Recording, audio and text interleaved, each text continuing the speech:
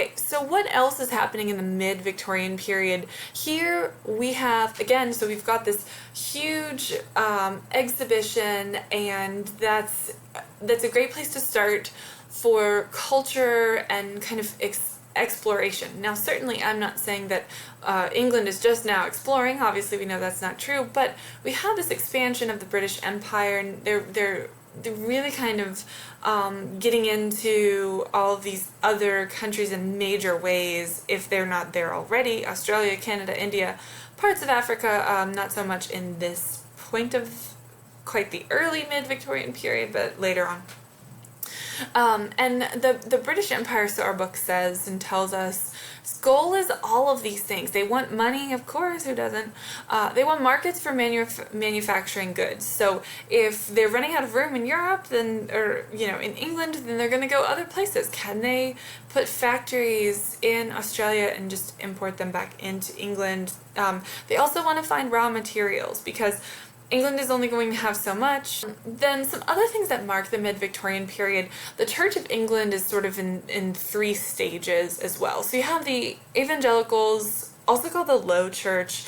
You think of these, this part of the Church of England as the members who say, we need to live very Puritan style, strict, simplistic lives, where we're extremely devout. That's sort of my take on the book's explanation of the evangelical portion of the Church of England. And then we have the High Church, which feels like it's in opposition to this. I get this very Catholic style impression, an emphasis on tradition, ritual, and authority. I think, what we've always done is what we're going to continue to do. Authority just in terms of just the high members of the church, the ranking officials in the church being the ones that have the say. Really still a connection probably between church and state here.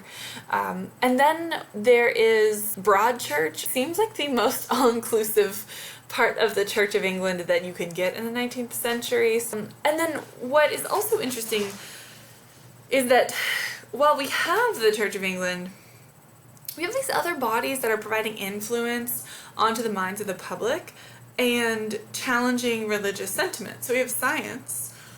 And during the Victorian period, we have Charles Darwin, who writes The Evolution of the Species, The Descent of Man, I think, is what the other title was in our textbook. And so there's a challenge now between what humans knew their place in the world to be, as opposed to this very scientific viewpoint that trivializes almost the importance of humans, or just humans become another animal in the food chain, in the animal kingdom, in the wheel of life, however you want to look at it. And I think that causes some insecurities in the minds of Victorian people and the people who are studying these things. And then also philosophy is challenging this religious sentiment. Our textbook talks a lot about utilitarianism, and that is the philosophical belief that whatever is good for the most number of people, utilitarianism, is sort of the path that needs to be taken. So that's good in some places, like if a lot of people are hurting, such as a lot of low-class members of England, and they're hurting and we need these reformations, utilitarianism sounds really, really good.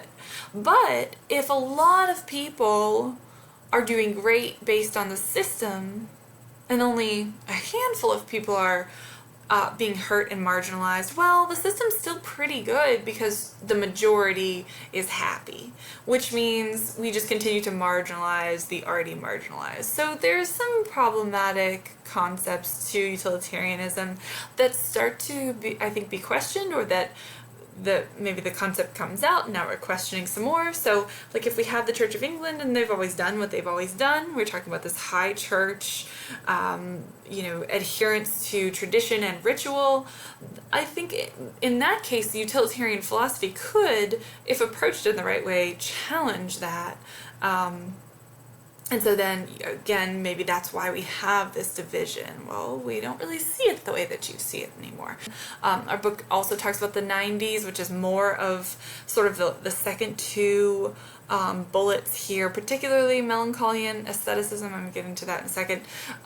So at times, and for the wealthy, there was still this glory of commodity and modernity. Like, here we are, we're in this wonderful era, and we have all of these things, and we can like read by the fire and enjoy time with our families and have dinner parties and look at my beautiful, glorious paintings that I got at the Crystal Palace and the great exhibition and all that.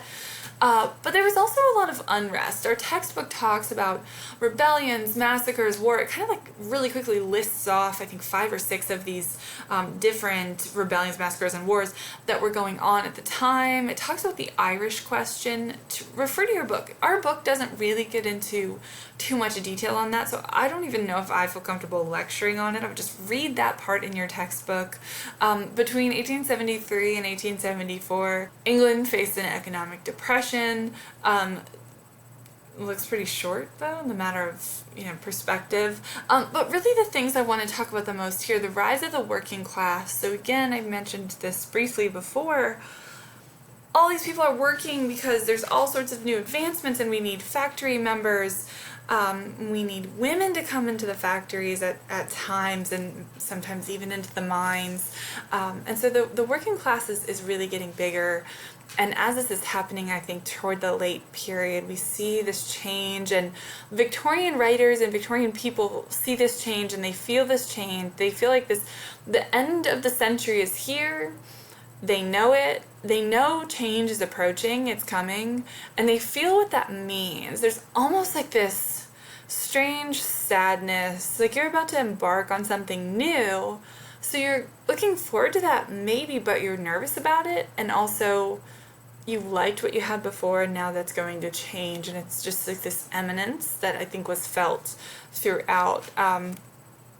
And I think just that feeling and that sentiment you can sense in the writing toward the end of this period as well.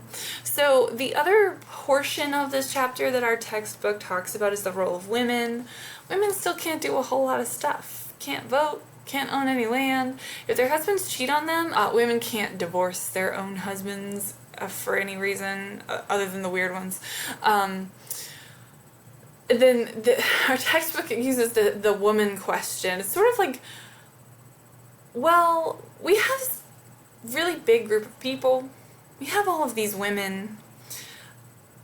Is their role still the role that it needs to be? What should we do with them? In some cases, and our textbook talks about this, there's a lot of women who aren't married, which is strange because women need to be married, right, is the perspective of the time. And what do we do with them? What are they going to do? This woman question applies mostly to middle-class women, but some of this question of what's up with women leads to these things, particularly in marriage. So again, we're still in the confines of the bounds of societal expectations of women, which is to get married and have children. But what if you do that and you're unhappy? Can you get a little bit of rights? Well, the Custody Act of 1839 says women can ask for custody of their children up until age, 7? But then that was later advanced to age 16. The Divorce and Matrimonial Causes Act of 1857 said women can ask to stay in/own the property. Well, that feels like the Married Women's Property Act, so I don't know if I'm confusing these. But they can keep their house if their husband deserts them. Like he goes off with some other woman. So she gets, even though he owns the house, because she's not legally allowed to own land, she can then become the owner. I'm not sure. Maybe it's something like that. Read your book. The Married Women's Property Act in 1848. The first women's college opens in London. I think our book says there ends up being 12 colleges where women can earn degrees. Women can study at Oxford, but they can't get a degree from Oxford. Not yet.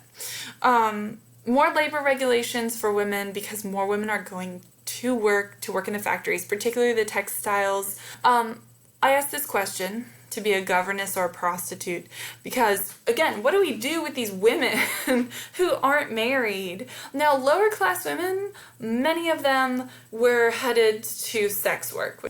Our textbook uses prostitute though. But upper class, middle class, upper class women, if they're not married and they're getting old, men were worried they're going to become prostitutes. But there was also this opportunity for them to be a governess, which would be kind of like a teacher / someone who looks after older children in a wealthier family. But they have a weird role because they themselves are middle class or upper middle class or upper class, but they're not really a part of the family they're working for. So are they employees? Are they family members? It's a strange situation. So even with some of this progress, women were still held to the standard that they belonged in the home. Their job was to take care of the family, to take care of the home, to take care of the children. Toward the end of the century, we're getting the new woman. Really, this is just progression, feminism, things like that. This is, I believe, my last slide. Yes. I'm going to go through it really quick in like a minute. The Victorian period in literature. Literacy is increasing because kids are supposed to go to school until they're 10. Now that's probably not always the case, particularly with poor class, very low class families. But for the most part, by 1880, universal basic literacy was a thing. The increased publication of periodicals and magazines happened at this time as well, and novels are published in serial form. So what's going on is the periodical is going to put out the first part of the novel, maybe 10 pages or so, chapter 1, and then you have to wait a week or 2 weeks, a fortnight, before the next part of the novel is going to be put out. And then you have to wait again for the next part of the novel, and again, and again, and again. And that's just going to change the way that novels are written. And our textbook talks a lot about that. I am not going to make another lecture after this. So 4 seconds, you guys go read the book and look at these slides.